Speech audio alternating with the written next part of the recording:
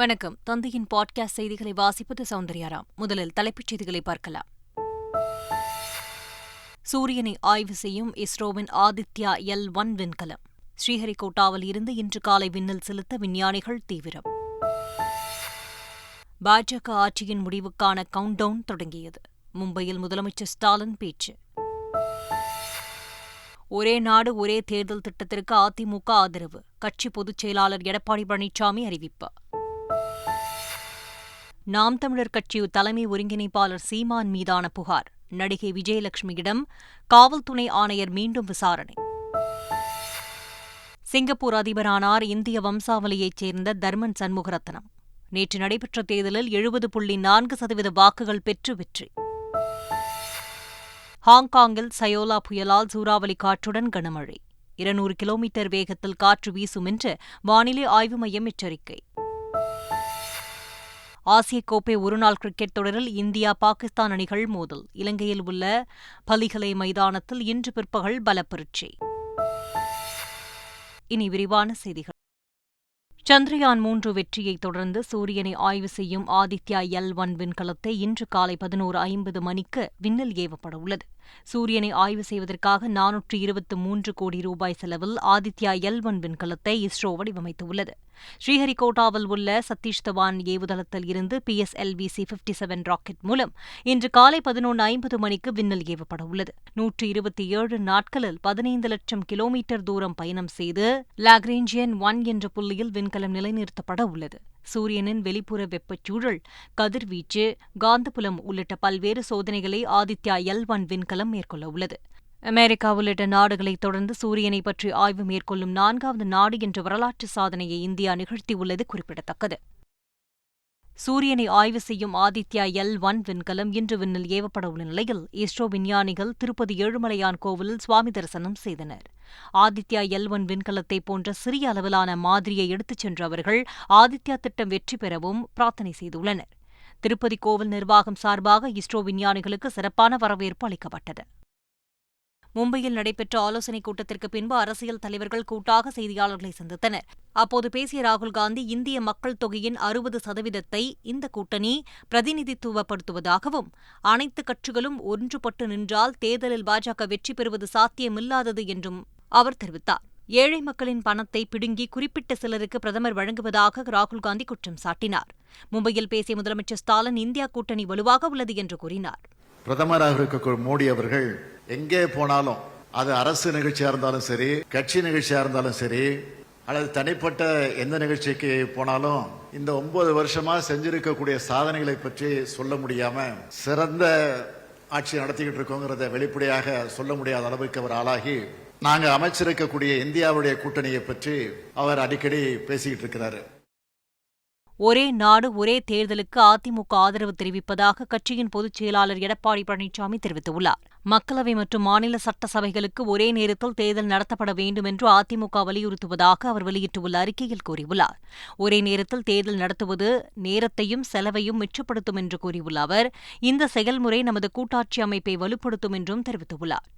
மேலும் ஒரே நாடு ஒரே தேர்தல் செயல்படுத்தப்பட்டால் தேர்தலில் வெற்றி பெறுவதற்கான அறிவிக்கப்படும் கவர்ச்சிகரமான திட்டங்களை விட வளர்ச்சியே ஆட்சியின் முக்கிய மையமாக இருக்கும் என்றும் எடப்பாடி பழனிசாமி கூறியுள்ளார். சென்னை சாலைகளில் நீண்ட நாட்களாக கேட்பாரற்று நிற்கும் வாகனங்களை உரிய ஆவணங்களை காண்பித்து உரிமையாளர்கள் எடுத்துச் செல்லாவிட்டால் ஏலம் விடப்படும் என்று சென்னை மாநகராட்சி மேயர் பிரியா எச்சரித்துள்ளார். சென்னையில் மாநகராட்சி சார்பில் மேற்கொள்ளப்பட்டுள்ள கள ஆய்வில் இதுவரை 1308 வாகனங்கள் கைவிடப்பட்ட நிலையில் இருப்பது கண்டறியப்பட்டுள்ளது. அந்த வாகனங்களை காவல்துறை உதவியுடன் அப்புறப்படுத்தி பள்ளிக்கரணையில் நிறுத்தி வைக்கப்பட உள்ளதாக தெரிவிக்கப்பட்டுள்ளது. ஓனர்ஸ் கிளைம் பண்றதுனாலும் கண்டிப்பா ப்ராப்பர் எவிடன்ஸ், கோர்ட் கேஸ் எதுவுமே இல்லை, லீகல் இஷ்யூஸ் எதுவுமே இல்லை அப்படின்னாங்கன்னா அவங்களோட ப்ராப்பர் டாக்குமெண்ட்ஸ் எல்லாமே காமிச்சிட்டு வாகனங்களை எடுத்து போகலாம். இல்லை யாருமே கிளைம் பண்ணலை, வாகனங்கள் 10 ஆண்டுகளாக இங்கே தான் இருக்குது அப்படின்னும் போது ஒரு குறிப்பிட்ட காலத்துக்கு பிறகு நாங்கள் அதை ஏலத்துக்கு விட்டுருவோம். சாகர் பரிக்கிரமா பயணத்தின் ஒரு பகுதியாக மத்திய அமைச்சர் பர்ஷோத்தம் ரூபாலா திருச்செந்தூருக்கு வருகை புரிந்தார். திருச்செந்தூர் முருகன் கோவிலில் சுவாமி தரிசனம் செய்த அவருக்கு பூரண கும்ப மரியாதை அளிக்கப்பட்டது. பின்பு செய்தியாளர்களை சந்தித்த மத்திய அமைச்சர் புருஷோத்தம் ரூபாலா, நாட்டிலேயே முதன்முறையாக 128 கோடி ரூபாய் மதிப்பில் ராமநாதபுரத்தில் கடற்பாசி உற்பத்தி மையம் அமைக்கப்பட்டுள்ளதாக தெரிவித்துள்ளார். மேலும் மீனவர்களின் நலனுக்காக கடலில் செயல்படுத்தக்கூடிய எந்த திட்டமும் தடைபடக்கூடாது என மீன்வளத்துறை மசோதா நிறைவேற்றப்பட்டுள்ளதாகவும் மத்திய அமைச்சர் பர்ஷோத்தம் ரூபாலா தெரிவித்துள்ளார். தமிழகத்தில் 15 திருக்கோயில்களில் 1430 கோடி ரூபாய் மதிப்பீட்டில் மேற்கொள்ளப்படும் பணிகள் குறித்து இந்து அறநிலையத்துறை அமைச்சர் சேகர் பாபு ஆய்வு மேற்கொண்டார். சென்னை நுங்கம்பாக்கத்தில் உள்ள இந்து அறநிலையத்துறை அலுவலகத்தில் ஆய்வுக் கூட்டம் நடைபெற்றது. இதில் பெரியபாளையம், திருச்செந்தூர், ராமேஸ்வரம், திருவண்ணாமலை, திருத்தணி, சமயபுரம், வடலூர், பழனி, திருவேற்காடு, இருக்கன்குடி ஆகிய இடங்களில் உள்ள 10 கோயில்களில் 1230 கோடி ரூபாய் செலவில் நடைபெறும் பணிகள் குறித்து ஆய்வு மேற்கொள்ளப்பட்டுள்ளது. இதுபோல் அழகர் கோயில், மருதமலை, சிறுவாபுரி, மேல்மலையனூர், குமாரவயலூர் ஆகிய 5 கோயில்களில் 200 கோடி ரூபாய் செலவில் நடைபெறும் பணிகள் குறித்தும் விரிவாக ஆய்வு செய்யப்பட்டது. பால் கொள்முதல் விலையை உயர்த்த முதலமைச்சரின் கவனத்திற்கு கொண்டு சென்று நடவடிக்கை எடுக்கப்படும் என்று அமைச்சர் மனோ தங்கராஜ் தெரிவித்துள்ளார். விவசாய பெருங்குடி மக்களுக்கு 4-5 கோரிக்கைகள் இருந்தது. விலை உயர்வை பொறுத்தவரை நிச்சயமாக நாங்கள் மாண்பு முதல்வருடைய கவனத்துக்கு எடுத்து சென்று அதற்கான உரிய நடவடிக்கையை மேற்கொள்வோம். இப்போ நாங்கள் கூட நீங்கள் பார்த்தீங்கன்னா ஓரளவுக்கு எல்லா யூனியன்ஸையும் கொஞ்சம் ஸ்டெபிளைஸ் பண்ணிகிட்டு இருக்கோம். அது வர தொடங்கினாலே இன்சென்டிவ்ஸ் கூட நாங்கள் கொடுப்பதற்கு திட்டமிட்டிருக்கின்றோம். எனவே அந்த பணிகளை நல்லா பார்த்துட்ருக்கோம். நாம் தமிழர் கட்சி தலைமை ஒருங்கிணைப்பாளர் சீமான் தன்னை திருமணம் செய்து கொள்ளாமல் ஏமாற்றிவிட்டதாக நடிகை விஜயலட்சுமி கடந்த 2011ஆம் ஆண்டு போலீசில் புகார் அளித்துள்ளார். இந்த வழக்கு தொடர்பாக நடவடிக்கை எடுக்கவில்லை என்று கூறி சென்னை காவல் ஆணையர் அலுவலகத்தில் அவர் மீண்டும் புகார் அளித்தார். இதனைத் தொடர்ந்து திருவள்ளூரில் உள்ள மகிளா நீதிமன்றத்தில் அவர் ஆஜராகி வாக்குமூலம் அளித்தார். அவரது வாக்குமூலம் வீடியோ மற்றும் எழுத்துப்பூர்வமாக பதிவு செய்யப்பட்ட நிலையில் மதுரவாயல் காவல் நிலையத்தில் மீண்டும் நடிகை விஜயலட்சுமியிடம் விசாரணை நடத்தப்பட்டது. காவல் துணை ஆணையர் உமையால் விஜயலட்சுமியிடம் விசாரணை மேற்கொண்டார். பின்னர் நடிகை விஜயலட்சுமி போலீஸ் பாதுகாப்புடன் அனுப்பி வைக்கப்பட்டார். கிருஷ்ணகிரியில் தனியார் தொழிற்சாலையில் 11 லட்சம் ரூபாய் கொள்ளையடிக்கப்பட்ட சம்பவம் அதிர்ச்சியை ஏற்படுத்தியுள்ளது. சூளகிரியை அடுத்த பிள்ளைக்குத்தூர் பகுதியில் கிரானைட் கற்களை அறுக்கும் பிளேடுகள் தயாரிக்கும் தொழிற்சாலை இயங்கி வருகிறது. இந்த தொழிற்சாலையில் நேற்று முன்தினம் இரவு ஜன்னல் கண்ணாடியை உடைத்து 11 லட்சம் ரூபாயை கொள்ளையடித்துச் சென்றனர். சம்பவம் தொடர்பாக கண்காணிப்பு கேமரா பதிவுகளைக் கொண்டு போலீசார் விசாரணை மேற்கொண்டு வருகின்றனர். விருத்தாச்சலம் பதிவுத்துறை அலுவலகத்தில் கணக்கில் வராது 8,10,000 ரூபாய் பறிமுதல் செய்யப்பட்ட வழக்கில் சப் ரிஜிஸ்டர் உட்பட 5 பேர் மீது வழக்கு பதிவு செய்யப்பட்டுள்ளது. பதிவுத்துறை அலுவலகத்தில் திடீர் சோதனை மேற்கொண்ட லஞ்ச ஒழிப்புத்துறையினர் பத்திரப்பதிவு செய்ய வந்த மக்களிடம் லஞ்சம் பெற்றதை கண்டுபிடித்து பணத்தை பறிமுதல் செய்தனர். சப் ரிஜிஸ்டர் சங்கீதா, தொழிலதிபர் அபிதா குமார் உட்பட 5 பேர் மீது வழக்கு பதிவு செய்து விசாரணை நடத்தி வருகின்றனர். 5 பேரும் தலைமறைவாகியுள்ளதால் அவர்களை போலீசார் தீவிரமாக தேடி வருகின்றனர். சிதம்பரத்தில் தோழியுடன் தங்கியிருந்த மாணவி தூக்கிட்டு தற்கொலை செய்து கொண்டார். அண்ணாமலை பல்கலைக்கழகத்தில் உள்ள இசைக்கல்லூரியில் 3ஆம் ஆண்டு படித்து வந்த மாணவி வெண்ணிலா 1.5 மாதங்களுக்கு முன்பு தாயுடன் ஏற்பட்ட தகராறால் உடன்படிக்கும் தோழியின் வீட்டில் தங்கி கல்லூரிக்கு சென்று வந்தார். சம்பவத்தன்று தனக்கு உடல்நிலை சரியில்லை என்று கூறி வீட்டிலேயே தங்கியிருந்த வெண்ணிலா தூக்கிட்டு தற்கொலை செய்து கொண்டதாக கூறப்படுகிறது. தற்கொலைக்கான காரணம் குறித்து போலீசார் விசாரணை நடத்தி வருகின்றனர். திருவள்ளூர் மாவட்டம் செங்குன்றம் அருகே நடந்த இரட்டை கொலை வழக்கில் போலீசார் 4 பேரை கைது செய்தனர்.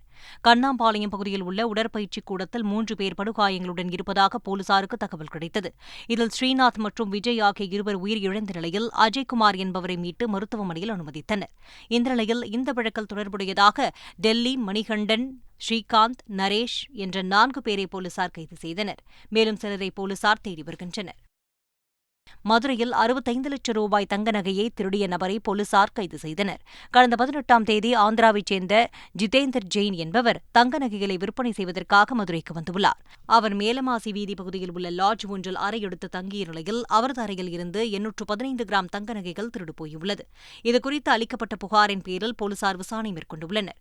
இந்த நிலையில் அதே லாட்ஜில் அறை எடுத்து தங்கியிருந்த ஹைதராபாத்தைச் சேர்ந்த பினிடி ரமேஷ் பாபு என்பவர் திருட்டில் ஈடுபட்டதை கண்டறிந்த போலீசார் அவரை கைது செய்து நகையை மீட்டுள்ளனர். திருவண்ணாமலை மாவட்டம் வந்தவாசியில் விநாயகர் சதுர்த்தியை ஒட்டி விநாயகர் சிலைகள் செய்யும் பணி தீவிரமாக நடைபெற்று வருகிறது.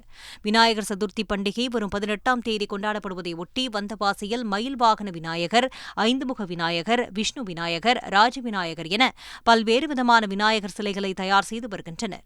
3 அடி முதல் 15 அடி உயரம் வரையிலான விநாயகர் சிலைகள் தயாராகி வருகின்றன.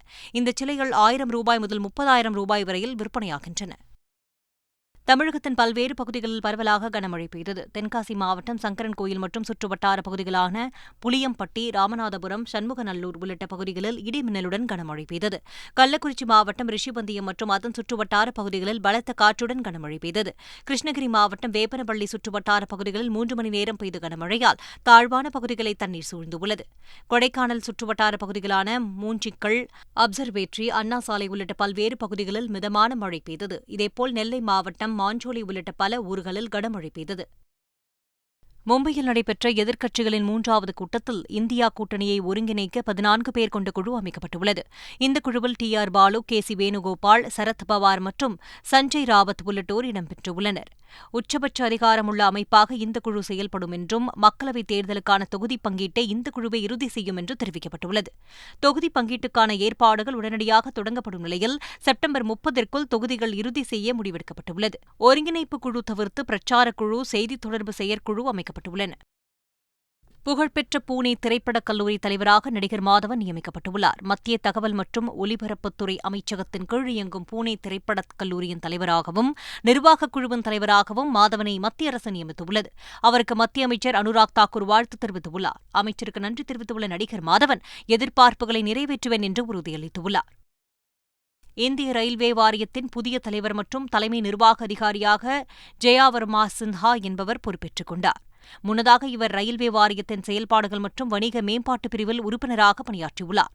166 ஆண்டுகால ரயில்வே வரலாற்றில் முதன்முறையாக ரயில்வே வாரியத்தின் தலைவராக பெண் நியமிக்கப்பட்டுள்ளார் என்பது குறிப்பிடத்தக்கது.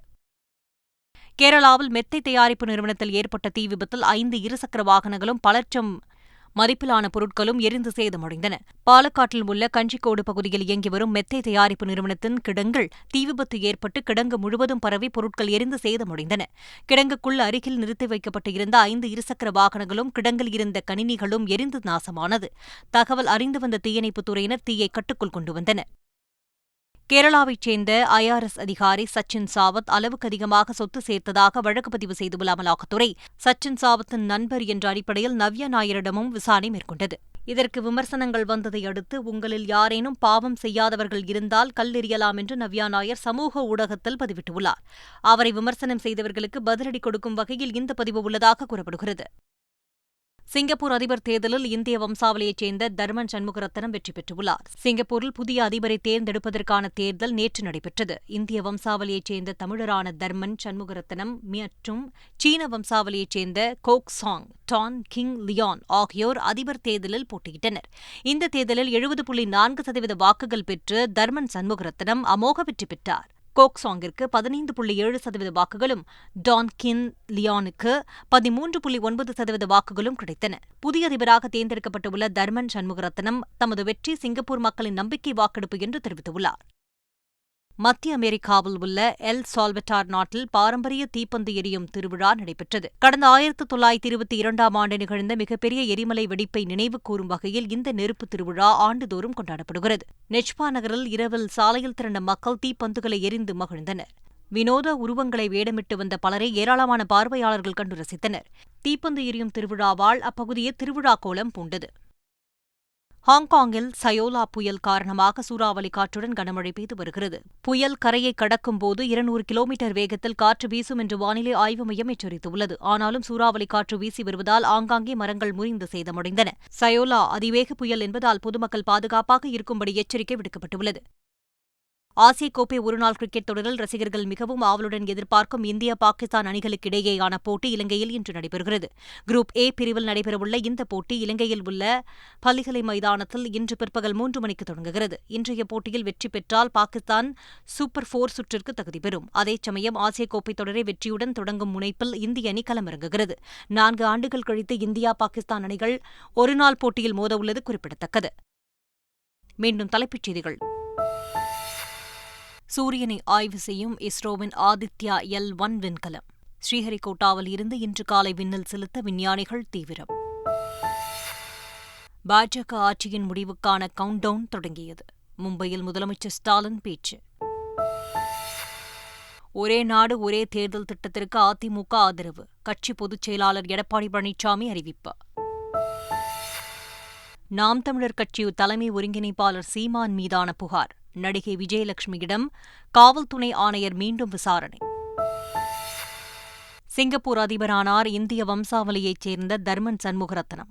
நேற்று நடைபெற்ற தேர்தலில் 70.4% வாக்குகள் பெற்று வெற்றி. ஹாங்காங்கில் சயோலா புயலால் சூறாவளி காற்றுடன் கனமழை. 200 கிலோமீட்டர் வேகத்தில் காற்று வீசும் என்று வானிலை ஆய்வு மையம் எச்சரிக்கை. ஆசிய கோப்பை ஒருநாள் கிரிக்கெட் தொடரில் இந்தியா பாகிஸ்தான் அணிகள் மோதல். இலங்கையில் உள்ள பலிகலை மைதானத்தில் இன்று பிற்பகல் பலப்பரீட்சை. இத்துடன் பாட்காஸ்ட் செய்திகள் நிறைவு பெறுகின்றன. வணக்கம்.